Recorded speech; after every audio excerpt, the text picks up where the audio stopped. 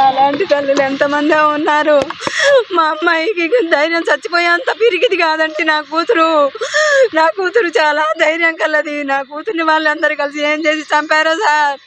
పెళ్లి చేసుకున్న కానించి మనశ్శాంతిగా ఉంచింది లేదు సార్. నా బిడ్డకి కొంచెం అన్యాయం చేయండి సార్. నాలాంటి ఆడవాళ్ళని కొంచెం కాపాడండి సార్.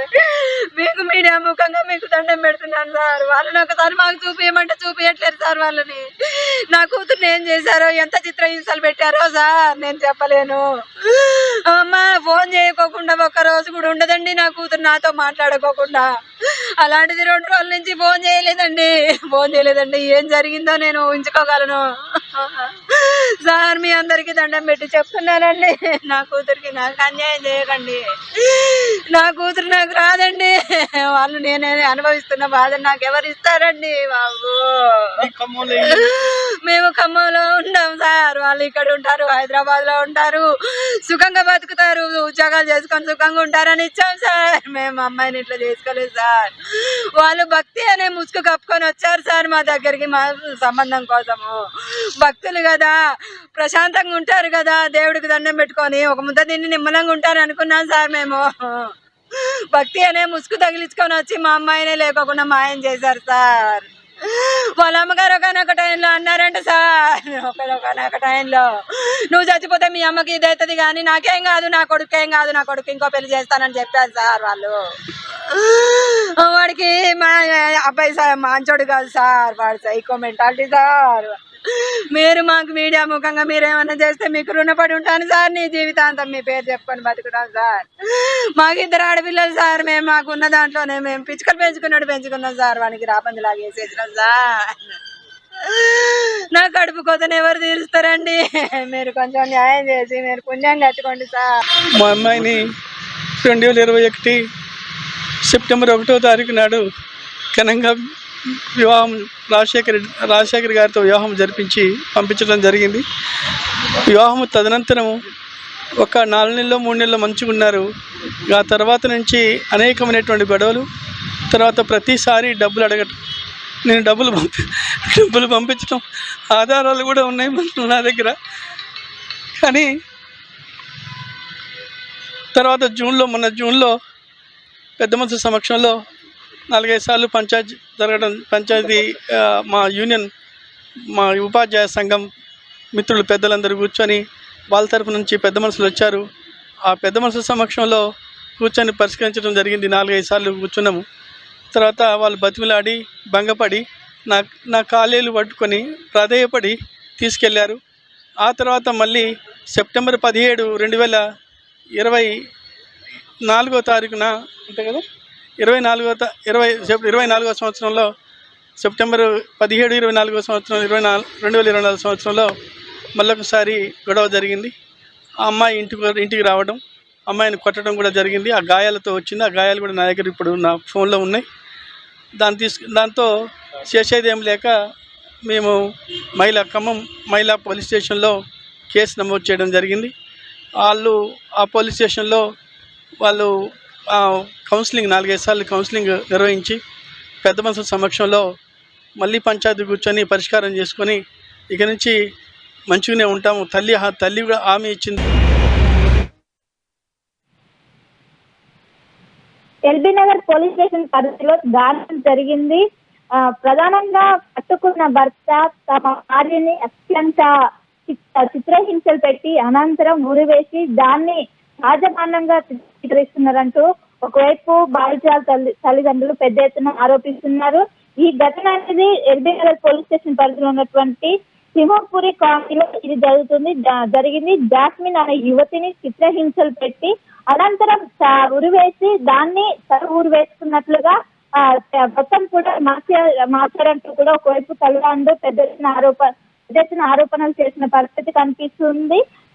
చనిపోయిన బాధిత ఎవరైతే ఉన్నారో తను 3 ఏళ్ల క్రితము పెళ్ళైన అనంతరం ఇక్కడికి వచ్చారు. తన భర్త తాము అత్తమామలతో కలిసి ఉంటున్నారు. మొత్తం ఇది అరేంజ్ మ్యారేజ్ అని కూడా తల్లిదండ్రులు చెప్తున్నారు. ఇంకోవైపు తల్లి ఖమ్మంలో ప్రభుత్వ ఉపాధ్యాయులుగా పనిచేస్తున్నారు. ఈ క్రమంలోనే పెద్దలు కుదిర్చిన పెళ్లి కావడంతో మొదటి 4 నెలలు వీళ్ళు చాలా ప్రశాంతంగా చాలా మంచిగా ఉంది. కానీ అనంతరం ఒకవైపు జాస్మిన్ ని అనేక రకాలుగా ఇబ్బందులు పెట్టడం, ప్రధానంగా డబ్బుల కోసం చిత్రహింసలు, అదేవిధంగా కొట్టడం, వీటినన్నింటినీ కూడా తరచుగా చేస్తున్నారు. వీటినన్నింటినీ భరించలేక ఈ విషయం తన తల్లిదండ్రులకు చెప్పింది. తన తల్లిదండ్రులకు చెప్పడంతో వెంటనే వీళ్ళందరూ పెద్దల సమక్షంలో మొత్తం ఒకవైపు దానికి సంబంధించినటువంటి అన్ని గొడవలు క్లియర్ చేశాక జాస్మిన్ తిరిగి తన అత్తగారింటికి వచ్చింది. అత్తగారింటికి వచ్చాక కొన్ని రోజులు బాగున్నారు, మళ్ళీ తిరిగి గొడవలు స్టార్ట్ చేశారు. ముఖ్యంగా తనని తల్లిగారింటి నుండి డబ్బులు తీసుకురావాలంటూ ఒత్తిడి చేస్తున్నారు. చీటికి మాటి కొట్టడం, మాట అత్త కావచ్చు భర్త కావచ్చు వాళ్ళ మామ కావచ్చు, ముగ్గురు కూడా అయ్యి ఈ విధంగా ఒకటే తనను కార్నర్ చేసి అనేక విధాలుగా ఇబ్బందులు పెడుతున్నారు. ఒకవైపు తోడు ఉండాల్సిన భర్త ఈ విధంగా చేయడంతో మనస్తాపానికి గురైంది. ప్రతిరోజు కూడా తనని ఈ విధంగా చిత్రహింసలు పెట్టి రోజు కొడుతూ తిడుతూ ఉండే వాళ్ళని కూడా ఒకవైపు బాధిత కనిపిస్తుంది. సో ఇది నేపథ్యంలో ఇలా ఒక్కసారిగా తనని ఉరి వేసుకొని చనిపోయినట్టు ఒకవైపు తల్లిదండ్రులకు ఫోన్ చేసి చెప్పారు. తల్లిదండ్రులు వెంటనే హుటాహుట్టిన ఇక్కడ ఇంటికి చేరుకొని చూసరికి తన జాస్మిన్ వంటి పైన ముఖ్యంగా ఏదైతే దెబ్బలకు సంబంధించినటువంటి గాయాలు చాలా ఉన్నాయి. ఇది ఉరి వేసుకొని చనిపోలేదు, చాలా చిత్రహింసలు పెట్టారు. చిత్రహింసలు పెట్టినాక ఉరిలాగా దీన్ని కన్వర్ట్ చేశారు. ఉరి అని తెలిస్తే అంటే ఎలాంటి కేసెస్ ఉండవు, ఎలాంటివి ఉండవు. నా బిడ్డ ఉరేసుకునేంత పిక్కిది కాదు, చాలా ధైర్యవంతురాలు, ఈ విధంగా చేయరు. వీళ్ళు అనేక విధాలుగా చిత్రహింసలు పెట్టారు. ఒకవైపు వాళ్ళ అత్త మనుషులు కాదు, భర్త మనుషుడు కాదు, మామ మనుషుడు కాదు, వీళ్ళు ముగ్గురే మా అమ్మాయిని చిత్రహింసలు పెట్టారు. టార్చర్ చేసిన కారణమే ఆమె చనిపోయినట్టు ఒకవైపు వాళ్ళు పెద్ద ఎత్తున వినిపిస్తున్నారు. ఖచ్చితంగా దీనిపైన న్యాయం జరగాలి. ఇలాంటి అన్యాయం ఏ పిల్లకు జరగొద్దు.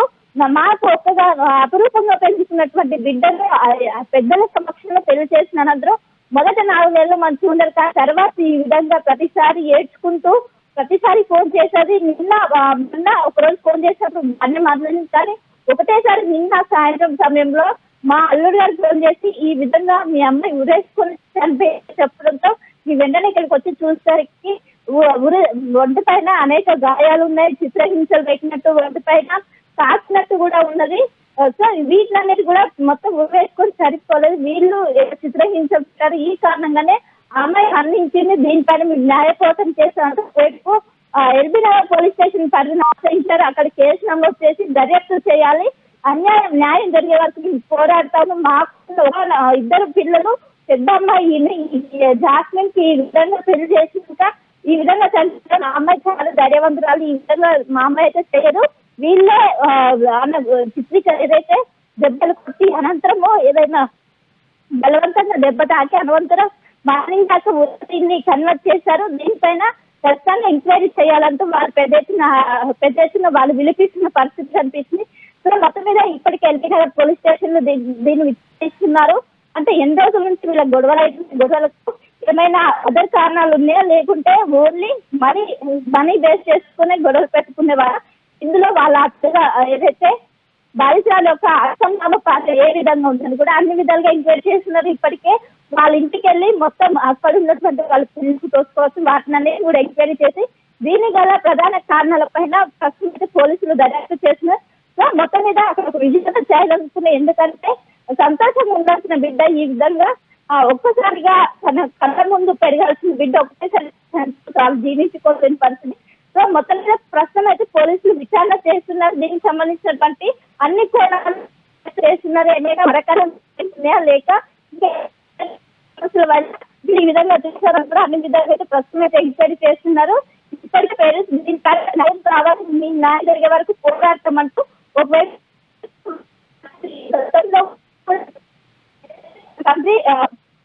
ప్రభుత్వ ఉపాధ్యాయులతో మాట్లాడించారు. అనగా సర్దుమనేక